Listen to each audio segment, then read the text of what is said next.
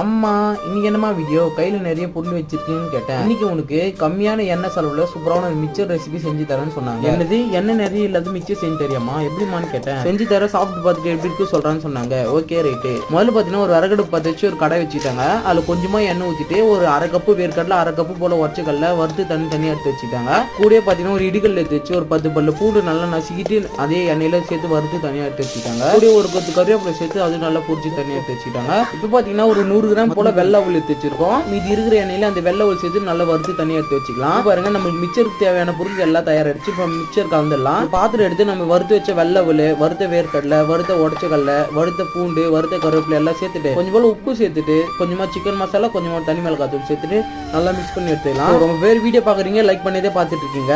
எனக்காக என்னால அம்மாக்காக ஒரே ஒரு லைக் பண்ணிட்டு நம்ம சேனலை சப்ஸ்கிரைப் பண்ணிட்டு பாருங்க. அதான் பாருங்க வெறும் நம்மளுக்கு 4 ஸ்பூன் எண்ணெயில சூப்பரான மிக்சர் தயாராகிடுச்சு. பண்ணுங்க ரொம்ப சூப்பரா இருந்தது. அடுத்த வீடியோல பார்க்கலாம்.